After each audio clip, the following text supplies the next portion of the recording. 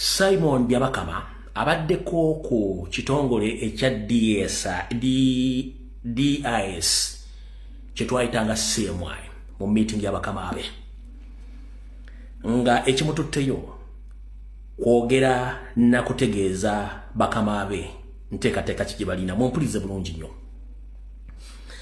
Simon Byabakama ategeeza bakama nti ekituufu emikono gye baleeta gyonna gyali mituufu, naye twalina obutakola kye tuyita collusion.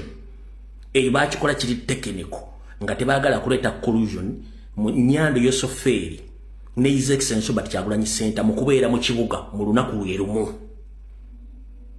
Mr. President, ompuliriza emikono gye wajje mwasaba mu kusooka gye mwatalo gyonna gyali mituufu, kano bakakola nga technical knockout nga tebaagala mubeere mu Lukampala mu lunaku lwe lumu ku Lwokubiri.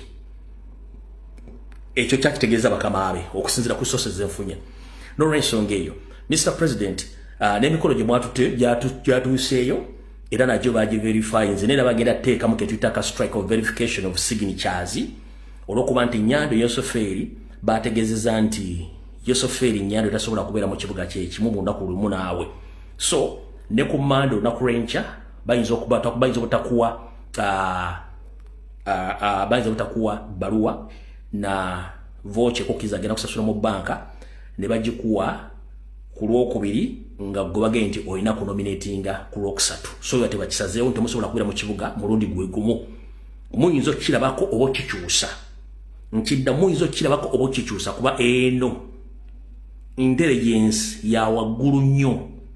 Njagadde otegeeza President akitegeere nti buli kimu kyatuukirira bulungi nnyo, wabula balina okukyusa nga bayita mu kakodi ak'emikono ako nti emikono tegyaweze basobole okukukandaaliriza nti otuuke ne ku Mande nga tebakuwadde baluwa nakuwa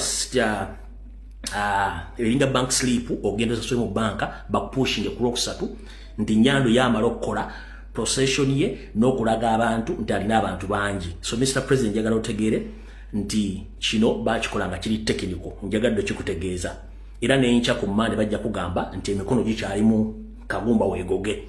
Then ku Tuesday akawungeezi bakugambe nti gyokime ebipapula byo tukukkiriza jjangu ku Mande okole ki ogende wandiise. Ekyo bwe kiri eno high intelligence teriyo ku TV agina Kabera radio. Kino nkikugambye mukibagambe mukitegere bulungi nnyo kyekiriwo essaawa zino, ensonga lwaki bakikoze bati. Kati ekirala nakino kambe exposing mu kusooka bwe bagambye nti emikono gyaffe tegiweze nga ate gyaweze, baade bagala kikozesa nga topic of discussion oba ekyokwogerwako eri ba propagandalist baye bonna ku mainstream media, ba YouTubers n'abali ku social media, era bakikozeseza nga ekifaananyi kye bagezaako okusiiga ne district ze bagambye teri mikono gyaffe, ng'ezo district bayinza ozibeesinga kugamba nti ne Museveni awangudde olw'okuba ne Kyagulanyi teyafuna emikono in the first place. Ekyokubiri bayinza n'oteeka restriction nga president agenda kuba campaign bajjamu blockinga.